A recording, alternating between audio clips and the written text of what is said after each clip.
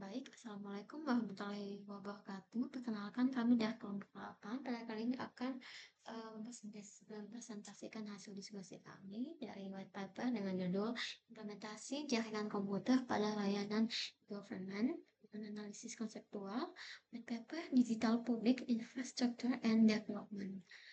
Dan untuk lanjutnya, anggota kami ada Muhammad Ariel, Arya Aditya, dengan remoderator Palu, itu saya sendiri, dan ada Salsabila. Oke, kita masuk ke latar belakang. Latar belakang dari per ini, mana transformasi digital pemerintah masih menghadapi masalah data yang terpisah antar instansi sehingga membuat pelayanan publik tidak efisien dan berulang. Sehingga untuk mengatasi hal ini, WBG atau World Bank Group memperkenalkan konsep DPI, Digital Public Infrastructure, melalui white papernya dengan nama Digital Public Infrastructure and Development pada tahun 2025. DPI ini merupakan fondasi digital bersama yang memungkinkan sistem pemerintah terhubung dan berbagi data secara aman melalui jaringan. Di mana dalam implementasinya, jaringan komputer menjadi elemen kunci karena mendukung komunikasi, data integrasi sistem, dan ketersediaan layanan publik secara berkelanjutan. Bagaimana terlihat pada implementasi PIX di Brazil dan satu sehat di Indonesia. Itu kan pasti slide selanjutnya. Lalu kita masuk ke definisi DPI. Apa sih DPI itu? DPI atau Digital Public Infrastructure adalah pendekatan digitalisasi yang berfokus pada penciptaan blok bangunan digital dasar untuk kepentingan publik. DPI menyediakan digital esensial yang dapat digunakan kembali lintas sektor dan sehingga memungkinkan inovasi dan pengembangan layanan lebih cepat dan efisien. Jadi untuk layanan publik atau swasta itu bisa mengembangkan atau inovasi layanan baru lebih cepat dan lebih efisien. Lalu untuk 3 karakteristik utama DPI itu ada foundational, itu bersifat foundational untuk menyediakan fungsi digital esensial yang dibutuhkan lintas sektor dan masyarakat seperti identitas digital, pembayaran digital, dan berbagi data. Lalu yang kedua ada building block atau blok bangunan yang dirancang sebagai komponen reusable yang dapat diintegrasikan ke berbagai aplikasi melalui open standard, interoperability, and modular design. Lalu yang ketiga adalah for the public benefit, yaitu untuk publik, yang dikembangkan dengan prinsip yang pertama ada inklusivitas, kedua ada user centricity, yang ketiga ada privacy by design, dan yang terakhir ada strong governance. Oke, kita masuk ke komponen utama DPI, itu ada 3. Yang pertama ada komponen identitas digital yang di mana dia untuk autentikasi dan verifikasi identitas. Contoh implementasinya ada di India, ada identitas di UAE, ada UE, dan ada IKD di Indonesia. Lalu yang selanjutnya ada komponen pembayaran digital, yaitu fungsi utamanya memungkinkan transfer dana instan seperti misalnya pembayaran pemerintah ke warga atau ke G2P. Lalu yang ketiga ada berbagi data, yaitu fungsi utamanya untuk pertukaran data antar sistem. Oke, kita masuk ke studi kasus. Studi kasus yang pertama itu ada Indiastek, yang dimana studi kasus ini memiliki 3 komponen DPI yang terintegrasi, yaitu ada untuk identitas digital, lalu ada UPI untuk pembayaran, dan DEPA atau DigiLocker untuk berbagi data. Lalu skalanya itu bisa dibilang luar biasa karena ADA telah menjangkau 1,4 miliar pengguna, sementara UPI dia mencapai 16 hingga 17 miliar transaksi per bulan, dan model arsitekturnya itu menggunakan glass dengan narrow waist atau leher sempit berupa standar inti yang menjadi fondasi bersama. Lalu untuk dampaknya itu signifikan karena berkat DPI, dia ini bisa membuka 552 juta rekening bank baru dan menghemat miliaran dolar dengan pengurangan fraud. Oke. Dan untuk studi kasus yang kedua itu ada satu sehat yang dimana ini relevan bagi kita karena satu sehat di Indonesia adalah platform interoperabilitas kesehatan yang dibangun pemerintah yang dimana pada saat ini lebih dari 10.000 fasilitas kesehatan dalam ekosistem satu sehat dan model arsitekturnya menggunakan Master Patient Index yang divalidasi oleh Dukcapil untuk memastikan data pasien akurat. Dan untuk dampaknya, satu sehat mengintegrasikan data dengan BPJS Kesehatan, laboratorium, apotek, sekaligus mendukung implementasi Undang-Undang Perlindungan Data Pribadi atau PDP. Oke.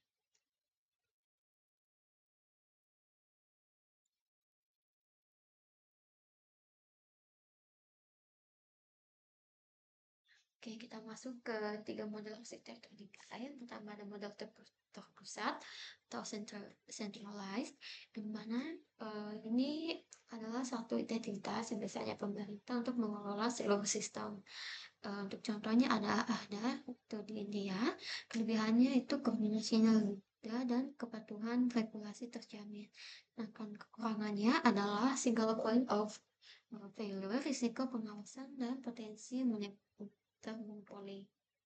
Lalu untuk model kedua itu ada federasi, yang dimana ini dia banyak penyedia asli dalam trust framework dengan pertukaran data.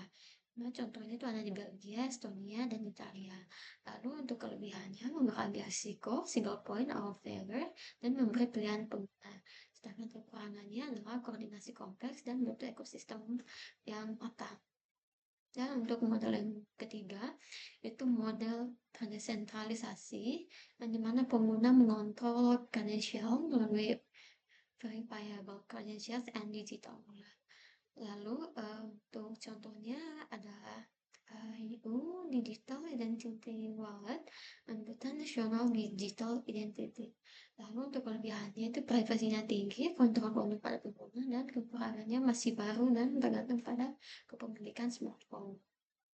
Oke, kita masuk kepada arsitektur DPI yang dimana pertama itu ada gateway di mana dia merupakan pintu masuk semua permintaan API yang untuk mengatur autentikasi dan otorisasi. Lalu yang kedua ada interoperability platform, di mana ini adalah platform pertukaran data antar sistem. Dan yang ketiga ada message queue untuk komunikasi asinkron melalui antrian pesan. Yang keempat ada public key infrastructure untuk pengelolaan sertifikat digital dan tanda tangan. Dan ada komponen data exchange platform untuk berbagi data berbasis konsen. Dan yang terakhir fast payment switch untuk infrastruktur pembayaran instan. Oke, kita masuk ke standar protokol dalam arsitektur DPI, yang dimana semua komponen tadi itu dia berjalan dengan standar dan protokol tertentu. Yang mana yang pertama ada identitas digital, itu standarnya itu contohnya seperti OAuth 2.0 atau OpenID Connect, XML untuk autentikasi dan otorisasi. Dan yang kedua itu ada pembayaran digital, contohnya ada standar ISO 8583, itu fungsinya untuk pesan pembayaran tradisional. Lalu yang terakhir ada berbagi data, seperti contohnya standar ADRS, API, dan GraphQL, yang mana fungsinya sebagai API pertukaran data. Oke, sekian dari saya, dan selanjutnya akan dilanjutkan oleh teman saya. Terima kasih.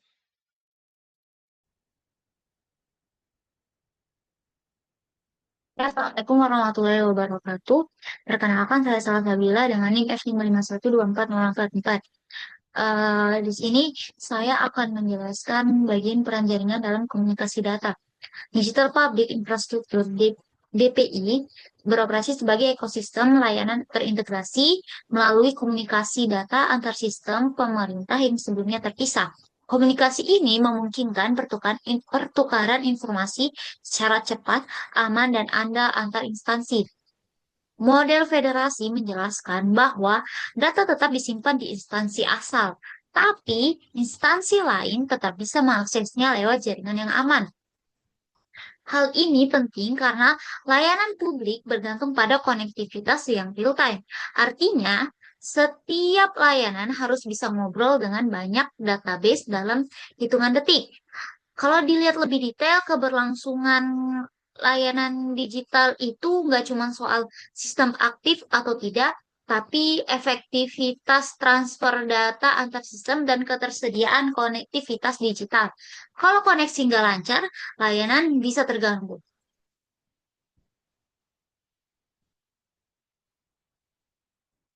Next. Next itu peran jaringan dalam integrasi sistem. Integrasi sistem dalam DPI bertujuan menghubungkan sistem pemerintah yang sebelumnya terpisah menjadi satu ekosistem terpadu melalui jaringan interoperable.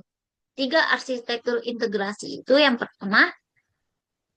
pertama ada terpusat atau centralized, yaitu satu entitas mengelola seluruh sistem. Contohnya Agar India. Yang kedua itu federasi, banyak penyedia dalam satu terus framework dengan hub pertukaran data.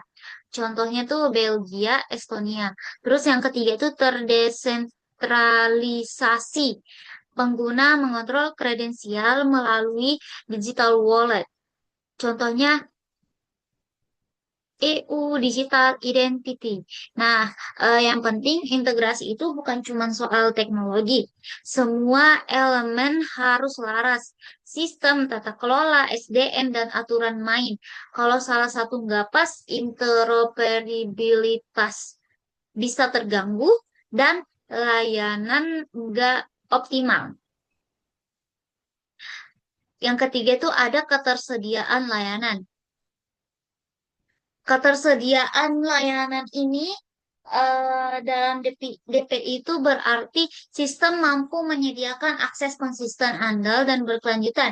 Penting banget untuk punya sistem cadangan dan mekanisme pemulihan gangguan supaya layanan tetap terpercaya. Tetapi risiko cyber tetap ada, misalnya fast payment system bisa kena DDoS atau ransomware. Jadi keamanan harus menyeluruh, melibatkan manusia, proses, dan teknologi. Selain itu, keberlangsungan layanan tergantung juga pada mekanisme transfer digital yang efektif dan waktu proses yang tepat. Kalau transfer lambat atau koneksi terganggu, kualitas layanan turun dan pengguna mungkin harus pakai cara manual.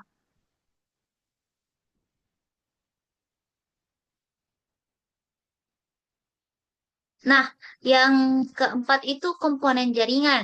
Komponen jaringan menjadi fondasi teknis DPI dalam mendukung komunikasi data integrasi secara real time. Perangkat ini itu meliputi router. Router itu mengarahkan lalu lintas data antar jaringan dengan jalur paling efisien. Yang kedua itu switch. Switch ini menghubungkan perangkat internal agar komunikasinya itu cepat. Yang ketiga itu firewall. Firewall itu melindungi sistem dari akses tidak sah, terutama karena DPI memproses data sensitif. Yang keempat itu load balancer. Load balancer ini mendistribusikan beban server supaya layanan tetap stabil. Selain itu, ada infrastruktur pendukung. Yang pertama itu data center. Yang pertama itu data center terdistribusi untuk mengurangi risiko single point of failure. Yang kedua itu sistem redundancy dan disaster recovery supaya bisa cepat pulih saat gangguan. Dan yang terakhir itu PKI dan enkripsi TLS atau HTTPS untuk autentikasi dan keamanan data. Gabungan semua ini membuat jaringan bukan cuma untuk komunikasi, tapi jadi fondasi yang bikin layanan digital stabil, aman, dan tahan banting, bahkan saat ada gangguan atau ancaman cyber. Oke, selanjutnya akan dijelaskan oleh teman saya. Saya Salsa Sabila dengan NIM F5512444. Kami undur diri.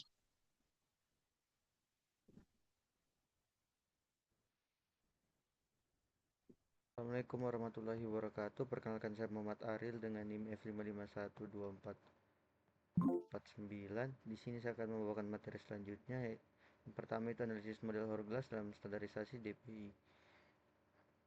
Model ini adalah kerangka konseptual yang menunjukkan bagaimana sekumpulan kecil standar inti bisa menjadi fondasi yang menghubungkan berbagai aplikasi di layer atasnya dengan berbagai teknologi di bawahnya. Konsep ini diperkenalkan oleh Sankrik dan Sethi yang berdasarkan dari jurnal yang kita gunakan. Selanjutnya ada 3 layar yang digunakan, itu ada bagian atas, itu bagian aplikasi dan layanannya, itu dari misalnya contohnya aplikasi vintage, e-commerce, atau layanan kesehatan atau masyarakat. Nah, standar intinya itu ada protokol API, format data, dan spesifikasi teknis. Untuk bagian bawah teknologi yang digunakan itu database, server, dan perangkat pengguna. Studi kasus implementasi contohnya itu salah satunya misalnya dari IndiaStax, itu ada Adar, UPI, AA Framework, yang penggunanya itu lumayan banyak. Selanjutnya itu ada interoperabilitas, adalah sebuah kemampuan sistem bertukar data dan bekerja mulus lintas lembaga sektor. Dengan FPS memungkinkan integrasi solusi swasta dengan API real time serta standarisasi pesan pembayaran, memastikan efisiensi dan konsistensi menurut literatur. Interoperabilitas melibatkan artefak digital yang saling terhubung dan dimensi arsitektural, relasional, dan informasional, dipengaruhi oleh waktu transfer dan ketersediaan koneksivitas digital. Selanjutnya itu ada systematic reviewnya, itu mulai dari DPI sebagai fondasi modular yang terdiri dari building block digital yang reusable, standar terbuka seperti API dan protokol, dan menghubungkan berbagai sistem. Selanjutnya adalah interoperabilitas multidimensi, mencakup aspek teknis, arsitektural, regulatif, normatif, dan temporal. Integrasi sistem bergantung pada koordinasi lintas lembaga. Selanjutnya adalah ketersediaan layanan dan transfer digital. Keandalan layanan ditentukan oleh stabilitas transfer data dan mitigasi risiko cyber. Gangguan konektivitas dapat menghambat interoperabilitas. Selanjutnya adalah peran jaringan komputer. Jaringan berfungsi sebagai penghubung kebijakan digital yang implementasinya teknis, arsitektur jaringan yang aman, terstandarisasi, dan diperlukan untuk DPI berjalan optimal.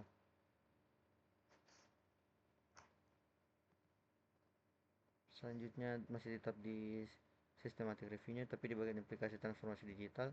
Ini ada keberhasilan DPI membutuhkan keselarasan antara standar teknis terbuka, infrastruktur jaringan yang bagus, tata kelola dan regulasi yang mendukung interoperabilitas. Selanjutnya ada mekanisme transfer digital yang stabil.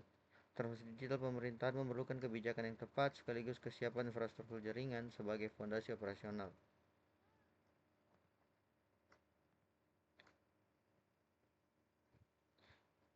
Selanjutnya yang terakhir itu kesimpulannya, jaringan komputer merupakan fondasi strategis transformasi digital pemerintahan yang menjembatani kebijakan publik dengan implementasi teknis layanan digital yang aman, terintegrasi, dan berkelanjutan melalui dukungan DPI. Jaringan memungkinkan integrasi lintas sektor, pertukaran data yang andal, serta keberlangsungan layanan publik digital secara nasional. Sekian dari kelompok kami. Saya Muhammad Tarel pamit undur diri. Assalamualaikum warahmatullahi wabarakatuh. Terima kasih.